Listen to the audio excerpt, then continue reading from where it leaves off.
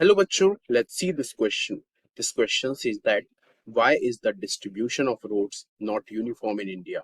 Explain with examples. Or why is the pattern of road distribution uneven in India? Explain any three reasons. तो बच्चों ये question हमसे पूछ रहा है कि जो रोड्स का डिस्ट्रीब्यूशन है इंडिया में वो अनइवन क्यों है और यूनिफॉर्म क्यों नहीं है। तो इस क्वेश्चन का की कॉन्सेप्ट है distribution of roadways in India. चलिए देखते हैं कि डिस्ट्रीब्यूशन पैटर्न जो है रोड का वो यूनिफॉर्म क्यों नहीं है। So the distribution pattern of road in the country has been largely influenced by the physiographic, economic and administrative factors.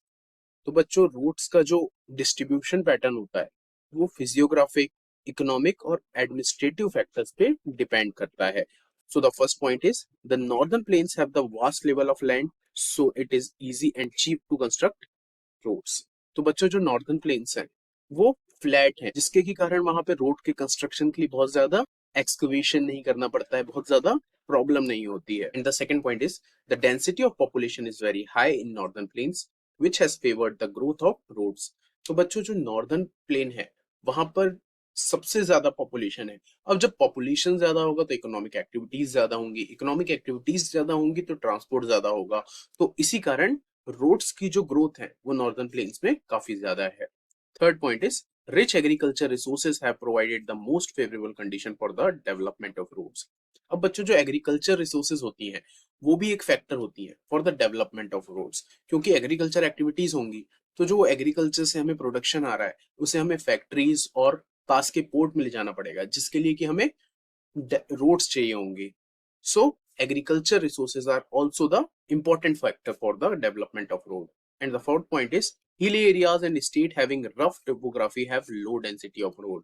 अब बच्चों जो हिली एरियाज हैं वहां पर काफी अनइवन स्लोप होता है और उसी के साथ साथ वहां पे रोड कंस्ट्रक्ट करना भी बहुत ज्यादा मुश्किल है और वहां पॉपुलेशन भी काफी कम होती है।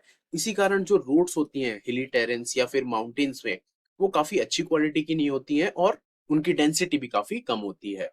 And the fifth point is about half of the roads are unmetalled and this limits their usage.